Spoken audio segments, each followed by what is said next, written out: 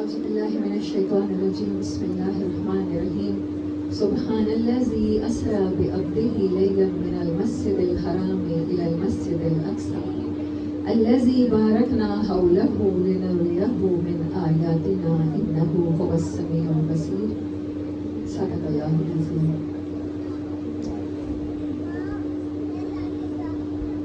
اللہ تعالیٰ نے معراج کی رات نبی صلی اللہ علیہ وسلم کو آسمانوں کی سیر کرانے سے پہلے مسجد اقصیٰ کے صحن میں تمام رسولوں اور نبیوں کی امامت کروائی. یہ اشارہ تھا کہ آسمانوں کے راستے اور جنت کے راستے اور کامیابیوں اور بلندیوں کے راستے مسجد اقصیٰ کے صحن سے ہو کر گزریں گے اس امت کے. تو اس امت کو یہ ڈیفائن کرنے کے لیے اور ہمیں اس کی اہمیت پتہ ہونی چاہیے. یہ نبیوں کا مسکن رہا. شام کی سرزمین، آج تو فلسطین چھوٹا سا ہو گیا نا، لیکن شام، اردن جو موجودہ جارڈن ہے، اور مصر کا بہت سا علاقہ اور شام کا، یہ سارا کا سارا فلسطین ہی تھا. ارض شام کہلاتی تھی، مقدس سرزمین. انبیاء یہیں پر آئے، رسول یہیں پر آئے، اور اس زمین کا کوئی چپا شاید ہی ایسا ہو کہ جہاں پر کوئی نبی نہ آیا ہو اس سرزمین کا. اسی لیے نبی صلی اللہ علیہ وسلم جب امام الانبیاء بنائے گئے تو آپ نے مکہ میں جتنی زندگی گزاری 13 سال، اور مدینہ میں آنے کے 15 سال کچھ ماہ میں تحویل قبلہ کے احکامات آئے. یعنی آپ کی نبوی زندگی کا زیادہ تر حصہ قبلہ اول کی طرف، بیت المقدس کی طرف، مسجد اقصیٰ کی طرف منہ کر کے نماز پڑھتے ہوئے گزرا. میرا رب چاہتا تو پہلے دن سے آپ کا رخ خانہ کعبہ کی طرف کر سکتا تھا. پہلا گھر جو اللہ کا بنا ہے وہ خانہ کعبہ ہے. ایک حدیث مبارک ہے، غالباً ابن مسعود رضی اللہ تعالیٰ عنہ سے روایت ہے، ہو سکتا ہے اللہ کبھی بیشی مدد کرے،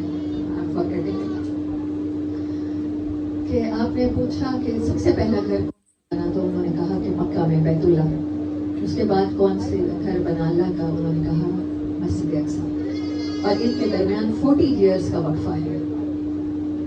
حضرت ابراہیم علیہ السلام، حضرت آدم علیہ السلام نے تو بنایا، مگر جب حضرت ابراہیم علیہ السلام اور حضرت اسماعیل علیہ السلام نے بنایا تو تب صرف اس کی بنیادیں ایک مٹی کی ڈھیر صورت میں باقی تھی. پانی آتا تھا سیلاب کا اور ادھر ادھر سے گزر جاتا تھا. آپ نے پہلے یہ بنایا. حضرت اسماعیل علیہ السلام 13 سال بڑے ہیں. پھر حضرت ابراہیم علیہ السلام کے جو دوسرے بیٹے ہیں حضرت اسحاق علیہ السلام، ان کے ساتھ آپ نے مسجد اقصیٰ تعمیر فرمائی. اور ہیکل سلیمانی، تھرڈ ٹیمپل جسے کہتے ہیں، اور جو آپ کو گنبد صخرہ نظر آتا ہے یلو کلر کا چمکتا ہوا، تو یہ تھرڈ ٹیمپل پھر حضرت سلیمان علیہ السلام کے دور میں یہ بنا. یہودی حضرت موسیٰ علیہ السلام کی شریعت پر کاربند لوگوں کو کہتے ہیں. حضرت موسیٰ علیہ السلام سے لے کر حضرت عیسیٰ علیہ السلام تک 1400 سال کا فرق ہے. ان 1400 سالوں تک رسول ان کے پاس 2، حضرت موسیٰ علیہ السلام. درمیان میں جتنے بھی آئے ہیں، حضرت سلیمان، حضرت داؤد، حضرت زکریا، حضرت یحییٰ، یہ سارے حضرت ہارون علیہ السلام، یہ نبی ہیں، رسول نہیں ہیں. اور کوئی بھی قوم نبیوں کو اگر قتل بھی کرتی ہے تو ہستی سے نہیں مٹا دی جاتی، لیکن اگر رسولوں کا انکار بھی کرتی ہے تو اللہ اسے صفحہ ہستی سے مٹا دیتا ہے. یہ انفارمیشن یاد رکھیے گا. تو 1400 سال تک ان کے پاس کوئی رسول نہیں آیا حضرت عیسیٰ کے سوا. ان کی جو ہسٹری ہے، میں آپ کو 3500 سال کی یہودیوں کی ہسٹری اور مینٹالٹی بتانے لگی ہوں. تو اس میں سے 1400 سال میں کوئی رسول نہیں آیا، یہ 2 رسول آئے. لیکن حضرت صالح، حضرت لوط علیہ السلام، حضرت نوح علیہ السلام کیونکہ رسول تھے، اور حضرت ابراہیم علیہ السلام کو جو ٹھلایا گیا تو ان قوموں کا آج نام و نشان بھی نہیں ملتا. اللہ کہتا ہے وہ گھر ہیں مگر ان میں ایسا لگتا ہے گویا کبھی کوئی بسا ہی نہیں تھا. ان بستیوں کو پورا کا پورا اللہ نے الٹا کے رکھ دیا جنہوں نے رسولوں کو پیغام کو جھٹلایا، رسولوں کی جان کے در پہ ہوئے. یہودیوں نے کیا کیا؟ حضرت عیسیٰ علیہ السلام کے آنے کے بعد، حضرت عیسیٰ علیہ السلام جب آئے ہیں تو تب رومن एम्पायर की गवर्नमेंट थी। यहूदियों ने हजरत ईसा अलैहिस्सलाम को काफिर, मुर्तद और जादूगर डिक्लेयर करवाया और इलिजिमेट सन हमेशा इन्होंने कहा, नाउज़ुबिल्लाह, नाजायज औलाद कहा, बगैर बाप के पैदा हुए थे इसलिए। लेकिन अल्लाह रब्बुल इज्जत ने इनको मिटाया नहीं। ये कौमों की हिस्ट्री का पहला वाक़या है। मग़ज़ूब तो हो गए उसी दिन से जिन्होंने अपने बादशाहों से ये फतवे हासिल किए और हज़रत ईसा अलैहिस्सलाम को दे हैंग टिल डेथ की सज़ा दी, पेनल्टी दी। उसी दिन से ये अल्लाह के यहाँ मग़ज़ूब की लिस्ट में दुआ गए। लेकिन अल्लाह ने नबी सल्लल्लाहु अलैहि वसल्लम रहमतुल लिल आलमीन की सूरत में इन्हें एक कि इस पैगंबर पे ईमान ले आओ। कुरान भरा हुआ है, या बनी इसराइल उज़कुरू, या बनी इसराइल उज़कुरू, कि तुम्हें अब याद आ जाए अगर तुम दोबारा भी इनको मोहर दी गई, इनको ढील दी गई कि इन नबी आखिर ज़मान पर ईमान ले आते हो, तो क्या होगा, तुम्हारे सारे पिछले गुनाह में बख्श दूंगा। हजरत ईसा से पहले क्या हुआ था? बिफोर क्राइस्ट 578 साल पहले बख्त नसर ने इन्हें मुकम्मल तबाह कर दिया था। हजरत सुलेमान अलैहिस्सलाम के दौर में इन्होंने टेम्पल बनाया, लेकिन ये फिर मुकम्मल हजरत दाऊद के दौर में, हजरत दाऊद का दौर 40 साल रहा, फिर हजरत सुलेमान का रहा, इन लोगों को बड़ा अरूज मिला। हजरत मूसा अलैहिस्सलाम के दौर में बैतुल मक़दिस में दाखिल नहीं हो सके थे। जब इन्होंने कहा था मूसा तुम और जाके लड़ो, फिर उसमें में आखिरी है ना, पहले सिपारे के आखिर में तालूत और डेविड एंड लाइफ वाली वो जो जंग है, तालूत और जालूत, जिसमें हजरत दाऊद अलैहिस्सलाम हीरो बने। और ये तो इन्होंने उससे भी बहुत पहले कहा था, जब वहाँ से निकले थे ये लोग, मिस्र से हजरत मूसा लेकर आए थे, तो अर्ज़ की तरफ सफ़र किया था। तो हजरत मूसा को इन्होंने कहा था, जाओ मूसा तुम और तुम्हारा खुदा लड़ो, हम नहीं जाने वाले। जिसकी वजह से हजरत मूसा अलैहिस्सलाम को भी इन्हीं के साथ सहराए सीना में रहना पड़ा। हजरत मूसा सारी जिंदगी किसी हसरत में मुब्तला रहे कि मैं उस मुकद्दस सरजमीन में काश दाखिल हो सकता, but he stay with them.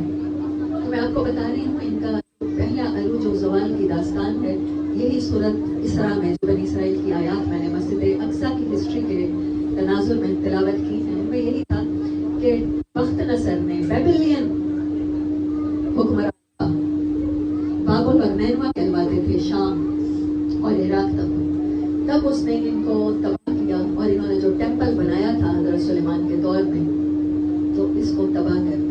और तौरात का जो असल नुस्खा था वो भी उन्होंने जला दिए। ताबूत सकीना, जिसमें हज़रत मूसा अलैहिस्सलाम का असा और मनो सलवा रखा करते थे, मन इन्होंने प्रिजर्व रखा था, और कभी भी जंग की सूरत में इस ताबूत को ये ला के रखते थे और ये जंग जीत जाया करते थे। बड़ा बाबरकत ताबूत। इन्होंने अपने सारे असासे खो दिए। उसके बाद उसके 578 ईयर्स बिफोर क्राइस्ट, ईसा अलैहिस्सलाम से पहले, फिर ईसा अलैहिस्सलाम की वफात तो नहीं हुई, इनके नज़दीक हुई। ईसाइयों का एक मैं आपको दिलचस्प बात बता दूं, ये इंफॉर्मेशन मुझे तो अच्छी लगी, अट्रैक्टिव लगी, कि ईसाई समझते हैं कि ईसा अलैहिस्सलाम को जब हैंग किया गया तो उनकी डेथ हो गई, उन्हें जाके किसी गार में रख दिया था, वहाँ से निकाला तो वो दोबारा आसमानों पर जिंदा उठा लिए गए। और मुसलमान क्या समझते हैं हम लोग, हमें कुरान क्या बताता है कि अल्लाह ने आपको वफात भी नहीं दी, ऐसे ही पहले जिंदा उठाया। और हम मुसलमान भी कायल हैं कि ईसा अलैहिस्सलाम दोबारा आएंगे, और ईसाई भी कायल हैं कि मसीह अलैहिस्सलाम दोबारा इस दुनिया पे आएंगे। कोई बहुत हद से मिला रहे दिस अकीदा। खैर, हज़रत ईसा अलैहिस्सलाम के आने के 70 इन्होंने 110 साल बाद जो पहला टेम्पल इनका तबाह हुआ, उसकी तबाही को ये कहते हैं फर्स्ट टेम्पल। फिर इन्होंने 110 साल के अंदर दोबारा बना लिया। फिर जब टाइटस, वो भी रोमन हुक्मरान था, उसने दोबारा तबाह किया, तो एक दिन में 1,13,000 यहूदियों को उसने कत्ल किया था। हजरत ईसा अलैहिस्सलाम को कत्ल करने की साजिश, उनके खिलाफ फतवा हासिल करने की साजिश की वजह से अल्लाह के ये इतने मजलूम हुए। लेकिन इसके बाद जो इनका टेम्पल تباہ ہوا دوسری بار، تیسری بار یہ آج تک تعمیر نہیں کر پائے. اور پھر اس نے کو وہاں سے نکال دیا، یروشلم سے نکال دیا. یہ دنیا کے مختلف خطوں میں جا کے آباد ہوئے. 3 قبائل آپ جانتے ہیں، مدینہ میں بھی آ کے ان کے آباد ہوئے تھے. بنو نذیر، بنو قریظہ اور بنو قینقاع. غزوہ بدر کے بعد بنو قینقاع کو نکالا آپ نے، غزوہ احد کے بعد بنو نذیر کو نکالا، اور غزوہ احزاب کے بعد آپ نے بنو قریظہ کو نکالا. نبی صلی اللہ علیہ وسلم جب مکہ کا ظہور ہوا، آپ کے حضرت عیسیٰ علیہ السلام کے 571 سال بعد نبی صلی اللہ علیہ وسلم تشریف لاتے ہیں اس دنیا میں. اور آپ کو 40 ایئرز میں نبوت ملی، یعنی سن تھا 610 عیسوی آفٹر کرائسٹ. ٹھیک ہے، وہ عیسوی سن میں آپ کو نبوت ملی. تو آپ پر جو نبوت ملی رحمت للعالمین کی مہربانی کے صدقے، اس رحمت میں سے ان کو بھی حصہ ملا. اللہ نے کہا کہ جو تم نے پیغمبروں کو کیا، ناحق پیغمبر قتل کیے، نبی قتل کیے، عیسیٰ علیہ السلام کے ساتھ جو کچھ کیا، اب اگر تم محمد مصطفیٰ صلی اللہ علیہ وسلم پر ایمان لے آتے ہو تو تمہیں کیا ہو جائے گا؟ نجات مل جائے گا.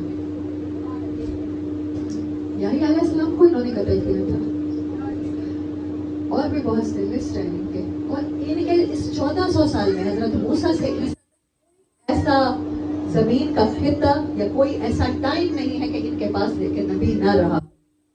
عزیر، حضرت سیمیوئیل، حضرت رمیا، مجھے صحیح نام نہیں آتے پاس کے، یرمیا، بہت سارے نبی رہے ان کے پاس. لیکن انہوں نے کیا کیا کہ مکہ میں یہ لوگ امی تھے، ان پڑھ لوگ تھے، یہ کتابوں کا علم رکھتے تھے. انہوں نے مکہ میں بھی جو سورۃ کہف نازل ہوئی، نبی صلی اللہ علیہ وسلم سے ڈیلیگیشنز بھیجے مختلف قسم کے کوسچنز کیے. بتائیں کہ ذوالقرنین کا کیا قصہ ہے، آپ بتائیں کہ یعقوب علیہ السلام کا کیا قصہ ہے. اللہ نے یہ صورتیں اتاری. مکہ میں بیٹھے ہوئے، مکہ سے دور بیٹھے ہوئے، انہوں نے مکہ میں بیٹھے ہوئے مسلمانوں کے ذہن خراب کرنے کے لیے سازشیں شروع کر دی. اور جب رسول اللہ صلی اللہ علیہ وسلم ہجرت کر کے مدینہ تشریف لے گئے ہیں، پھر انہوں نے آپ صلی اللہ علیہ وسلم نے ان کے ساتھ معاہدے کیے، مدینہ کے ڈیفینڈ میں انہیں پورا کا پورا شریک کیا. اس کے باوجود انہوں نے مستقل آپ کے خلاف سازشیں کی، جس کی وجہ سے آپ نے تینوں قبائل کو نکالا ہے. پھر یہ خیبر میں انہوں نے اپنی گڑیاں بنائی ہیں اور قلعے بنائے ہیں، آباد ہوئے ہیں. اور غزوہ خیبر میں بھی اللہ تعالیٰ نے فتح نصیب کی، اور آج بھی وہ ان کے کھنڈرات پڑے ہیں لیکن یہ وہاں سے نکالے گئے. پھر آپ صلی اللہ علیہ وسلم کے بعد خلیفہ ثانی حضرت عمر رضی اللہ تعالیٰ عنہ کے دور میں، اچھا اس دوران میں کیا ہوا ہے، ان کے ساتھ شدید دشمنی تھی عیسائیوں اور یہودیوں کی دنیا میں. قسطنطین اعظم بادشاہ تھا رومن، وہ عیسائی ہو گیا عیسائیوں کی تبلیغ کی وجہ سے. اس کے بعد یہودیوں پر بڑا کڑا وقت گزرا ہے. یہ کہتے ہیں ہماری تباہی کے 2000 سال ہیں، اس میں سے جو یہ پہلے 300 سال ہیں وہ حضرت عیسیٰ علیہ السلام کے بعد کے ہیں، اور باقی کے جو ہیں وہ نبی صلی اللہ علیہ وسلم کے بعد کے. تو اس عیسائیوں نے ان پر بہت زیادہ ظلم کروایا. انہیں یروشلم سے نکلوایا، انہیں ہر جگہ مروایا، انہیں کہیں زمین پہ کوئی ٹکڑا نہیں تھا کہ کہیں پناہ ملتی. پھر جب حضرت عمر رضی اللہ تعالیٰ عنہ ابو عبیدہ بن جراح نے محاصرہ کیا تھا یروشلم کا، انہوں نے کہا تھا کہ آپ ساری زندگی محاصرہ کر کے بیٹھے رہیں، یہ فتح نہیں ہوگا. ہماری آسمانی کتابوں میں لکھا ہوا ہے کہ ایک درویش بادشاہ کے ہاتھوں یہ شہر فتح ہوگا.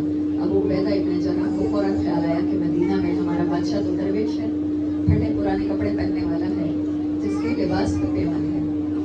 ان کو بلا بھیجا، حضرت عمر تشریف لائے، اور وہ آپ جانتے ہیں کہ غلام اور سوار اپنی سواری بدلا کرتے تھے آن دیئر ٹرنز. ان ٹرنز پہ سواری بدلتے بدلتے پہنچے تو حضرت عمر راستے میں کہیں گرے بھی ہیں. جب پیدل چل رہے تھے تو آپ کے کپڑے بھی کیچڑ میں بھر گئے تھے، شوز آپ نے ہاتھوں میں اٹھائے ہوئے تھے، لباس پہ پیمن تھے اور اس کے ساتھ کیچڑ بھی لگا ہوا تھا. حضرت عبیدہ بن جراح نے ریسیو کیا اور کہا کہ یہ لوگ بڑے مہذب ہیں، بڑے صاف ستھرے رہتے ہیں اور سویلائزڈ لوگ ہیں، تو ادھر آپ کپڑے بدل کے پھر چابیاں لینے جائیں. حضرت عمر نے وہ تاریخ ساز جملہ کہا تھا، میں نے اسے لکھا ہے،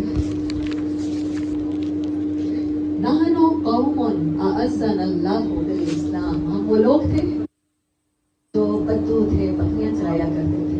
हमें इस्लाम ने इज्जत दी है, कपड़ों ने, जूती ने या पैसे ने इज्जत नहीं दी है। हम अल्लाह की कसम अगर इस्लाम के सिवा किसी और चीज से हासिल इज्जत करना चाहेंगे तो जलील होके रह जाएंगे, और वक्त ने साबित किया। आप उन्हीं कपड़ों में उसी तरह मिले, और यही निशानियां थी कि ये बादशाह ऐसा होगा जिसके कपड़ों पर इतने ही पेमंद होंगे।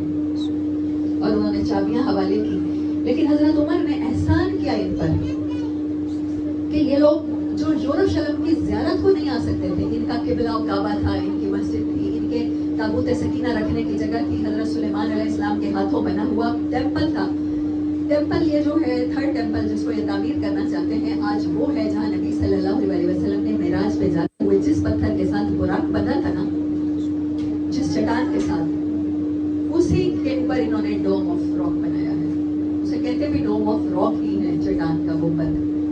ये कंपाउंड बहुत बड़ा है, कई एकड़ पे फैला हुआ है मस्जिद अक्सा का, जिसमें मस्जिद अक्सा भी है और डोम ऑफ रॉक भी है, गुंबद सफरा भी है, और भी बहुत सारे कंपाउंड में और मसाजिद भी हैं। मैं कहाँ पर थी इनकी हिस्ट्री के पे? हजरत उमर रज़ी अल्लाह। हजरत उमर ने एहसान किया। ईसाइयों ने जब चाबियां हवाले किया ना शहर की, तो उन्होंने कहा है कि इनको नहीं आने देना। हजरत उमर ने कहा कि नहीं, ये ज़ायरीन की सूरत में आएंगे, जैसे हम लोग अब जाते हैं, खाना काबा जाते हैं ना। कोई अगर सारी जिंदगी भी सऊदी अरब लगा दे, हम लोग जायदादें नहीं बना सकते। सऊदी गवर्नमेंट ने अलाउ नहीं किया हुआ कि गैर सऊदी जायदादें बनाएं। तो ऐसे ही इनके लिए ये था कि ये ज़ायरीन आएंगे, ज़ियारत करके अपना हज करके चले जाएंगे, ये वहाँ पर जायदादें नहीं बनाएंगे। ये हजरत उमर का एहसान था। और ईसाइयों ने ये लिखवाया उस शिक में कि चाबियां तो हवाले कर रहे हैं मुसलमानों के, लेकिन इनके साथ हमारी दुश्मनी है, इनको यहाँ नहीं आने देना। और हजरत उमर ने फरमाया कि नहीं आएंगे, यहाँ पर रिहाइश नहीं इख्तियार कर सकेंगे। उसके बाद मुसलमानों की खिलाफत जैसी भी रही। अच्छा चले, मैं आपको यहाँ से बताती हूँ इनका कारनामा। उनके बाद हजरत उमर के बाद खलीफा कौन हुए? हजरत उस्मान। हजरत उस्मान के दौर में अब्दुल्ला बिन सबा के फितने के जरिए मुसलमानों को शियाने अली और शियाने उस्मान की सूरत में इन्होंने डिवाइड कर दिया, और उम्मत को ऐसा तकसीम किया है कि आज तक उम्मत दोबारा नहीं जुड़ी। इन्होंने इन दो फिरकों में तकसीम, शहादत इमाम हुसैन तक हसन बिन सबा की यही, अब्दुल्ला बिन सबा की यही का फरमाया। इनको पता था कि अरब कबाइल की सूरत में रहते हैं, कबाइली असलियत उनके अंदर है। इन्हें इसे पता था कि बनु उमैया और बनु हाशिम की आपस में कहीं पुरानी तबकलिश है। उसका फायदा उठा के इन्होंने तकसीम किया। यहूदी ज़हन कैसे काम कर रहा है कि जिन्होंने एहसान किया, पहला छुरा ही उन्हीं मुसलमानों। ईसाई तो इन्हें यरूशलेम में घुसने ही नहीं देते थे, और इन्होंने मुसलमानों को ऐसा छुरा घोंपा है कि जिससे खून आज भी रस रहा है, और उम्मत दो बड़े फिरकों में तकसीम है। उसके बाद उम्मे खलीफा रहे, अब्बासी खलीफा रहे, तुर्क खलीफा रहे, लेकिन इनको यहाँ पर जायदादें खरीदने की कभी भी हिम्मत नहीं हुई। उसके दौरान इन्होंने क्या किया? 751 में जब तारिक बिन ज़ियाद ने स्पेन फतह करना चाहा, तो ये उसके बड़े हमदर्द बन गए। तब तक इनकी शदीद दुश्मनी आ रही है ईसाइयों के साथ। जब उसने स्पेन फतह करना चाहा मूसा बिन नुज़ैर के जरिए, देन ये रहमत के फरिश्ते बन के आए और इन्होंने मुसलमानों की बड़ी हेल्प की। मसीहा बन गए ना, उसको रास्ते, उसको मतलब तारिक बिन ज़ियाद तो अरब था, स्पेन उनके लिए, यूरोप उनके लिए बिल्कुल एक नई दुनिया थी। उन्होंने तो अपनी कश्तियाँ भी साहिल पर, जबलार्डर के साहिल पर जला दी थी कि बर्न द बोट्स बिहाइंड। अच्छा, यहूदियों ने क्योंकि इनकी मदद की और इनकी मदद से स्पेन फतह हुआ, तो तारिक बिन ज़ियाद ने, मुसलमान बादशाहों ने अपने दरबारों में, मुसलमान खुलफा ने इनको बड़े अहम ओहदे दिए, बड़े अहम मकामात दिए। उससे इन्होंने क्या किया? इन्होंने यहाँ पर ईसाइयत को तकसीम किया। तब तक पूरी दुनिया में सिर्फ एक ईसाई मजहब में एक ही फिरका था, कोई और फिरका नहीं था, कैथोलिक। आप जानते हैं रोमन कैथोलिक ईसाई होते थे। हो सकता है आपको मेरी बातें थोड़ी सी डिफिकल्ट लग रही हो, बट ये हिस्ट्री है। ईसाइयों के साथ इन्होंने क्या किया? जब तक सेंट पाल, ईसाई दुनिया सेंट पाल के अहकामात को मानती थी, तब तक ये सूद जायज नहीं था। مسیحیت موسوی اپنی کسی نہ کسی صورت میں موجود تھی، تورات اولڈ ٹیسٹمنٹ کسی نہ کسی صورت میں موجود تھا. لیکن انہوں نے کیا کیا، جب یورپ کی یونیورسٹیز میں عیسائی پڑھنے کے لیے آئے، یہاں پر مسلمان بادشاہوں کی ہیلپ کی وجہ سے یہ اہم عہدوں پر تھے، اہم مقامات پہ تھے. انہوں نے ان یونیورسٹیوں میں قرطبہ غرناطہ کی. انہوں نے کہا کہ سینٹ پال نے بڑی تحریفات کی ہیں، سینٹ پال ہے تو انسان، آپ کیوں نہ دوبارہ کتاب کی طرف پڑھ لو. یہ بہت لاجیکل اور بہت اپیلنگ بات ہے جو نوجوانوں کو اٹریکٹ کرتی ہے، جس کی وجہ سے نوجوان کتاب کی طرف ہی پڑھ لیں.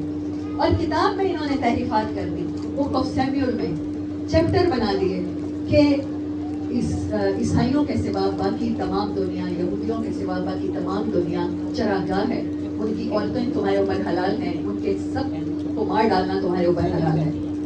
برٹن رسل اپنی بک میں لکھتا ہے ان تحریفات کی وجہ سے ان 300 سال میں جو مسلمانوں نے اسپین پر حکومت کی ہے نا، انہوں نے عیسائیوں کو 2 فرقوں میں تقسیم کر دیا، پروٹیسٹنٹ اور کیتھولک. کیتھولک تھے نا، اور پروٹیسٹنٹ اینگلو انڈین. انگلینڈ پہلا ملک تھا جنہوں نے چرچ کو ختم کیا ہے، اور چرچ آف انگلینڈ پہلا پروٹیسٹنٹ چرچ تھا. یہاں پر پوپ کی عملداری، ورنہ سب سے پہلے گورنمنٹ نام کے بادشاہ ہوتے تھے، اصل کون حکومت کر رہا ہوتا تھا؟ مذہبی قیادت کر رہی ہوتی تھی، پوپ کر رہے ہوتے تھے، جو اٹلی میں ہے آج بھی، روم میں ہے. اچھا، جب انہوں نے اینگلو اس میں پروٹیسٹنٹ میں اور کیتھولک میں چینج کر دیا، تو برٹن رسل لکھتا ہے کہ انہوں نے تورات میں ایسی شکیں شامل کی کہ کسی آسمانی کتاب کی وہ آیات نہیں ہو سکتی. میں ابھی آپ کو چیپٹر نمبر اور آیات نمبر نہیں بتا سکتی، ان میں سے کسی ایک کا بتا دیتی ہوں، حوالہ دے دیتی ہوں. شاید میرے پاس لکھا تھا بٹ میں بھول جاتی ہوں کہ آپ ایسا خونخوار مذہب بن گیا عیسائیت اس کے نتیجے میں کہ کروسیڈ وار میں عیسائی مورخین آج تک شرمندہ ہیں، لیکن لکھا ہوا ہے کہ یروشلم میں اتنا قتل عام کیا تھا مسلمانوں کا کہ ان کے گھوڑے گھٹنوں تک مسلمانوں کے خون میں ڈوبے تھے. جو صلیبی جنگیں ہوئی ہیں وہاں پر کل خون آخر صلاح الدین ایوبی رحمۃ اللہ علیہ نے ان کو ختم کیا ہے. صلیبی جنگیں، ان کی پوری زندگی گھوڑے کے پشت پہ گزری ہے، پوری زندگی. کروسیڈ وارز میں انہوں نے، اس سے پہلے انہوں نے کس کو تقسیم کر دیا؟ عیسائیوں کو 2 فرقوں میں تقسیم کر دیا. اور اس کے بعد کیا ہوا ہے، عیسائیوں نے یہودیوں سے اتنی ہمدردی کی کہ آج دنیا میں آپ کو ایسے بتاؤں، جیسے قادیانی اور مسلم اتحاد کر لینا، یہ کم شاکنگ چیز ہے. یہودی اور عیسائی اتنے ایک دوسرے کے خون کے پیاسے تھے.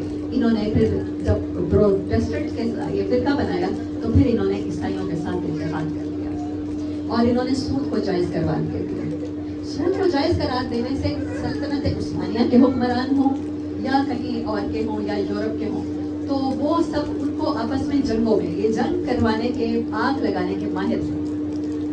بظاہر تو ان کے پاس ملٹی نیشنل کمپنیاں تھیں جیسے آج کوک ہے یا میکڈونلڈ ہے، لیکن اصل ان کا کام کیا تھا؟ سود پر قرضے دینا، گورنمنٹس کو لڑانا، بادشاہوں کو لڑانا، بادشاہوں کو تعمیرات کے شوق میں الجھانا اور پھر ان کو بھاری بھاری قرضے دینا. عملاً تو دنیا پہ بادشاہوں کی، لیکن اصل میں انہوں نے یہ اتنے اسٹرانگ ہو گئے. اور پھر سب سے زیادہ انہوں نے خلافت میں، انہوں نے بار بار کہتے رہے ہیں جتنے عثمانی خلیفہ ہیں لاسٹ میں، لیکن سلام ہو خلیفہ پر کہ جنہوں نے سلطان عبد الحمید ثانی تک چاہے نام کی خلافت رہتے تھے، کوئی مسلمان مانتے تو نہیں تھے نام کے، اس کے باوجود انہوں نے ان کو جو حضرت عمر نے شرک شامل کی تھی، انہوں نے ان کو دوبارہ آباد نہیں ہونے دیا. 1917 میں بالفورڈ ڈکلیریشن انگلینڈ میں ہوا. بالفورڈ انگلینڈ کا وزیر خارجہ تھا، جس کے بعد انہیں یہاں پر فلسطین میں جائیدادیں بنانے کی اجازت دی. اور 1948 میں خلافت کے خاتمے کے بعد انہوں نے یہاں پر اپنے کلیم کیے ہیں ہاؤسز کے. اور کلیم کیسے کیے ہیں؟ 1948 خلافت ختم ہوئی ہے، اذان ہے،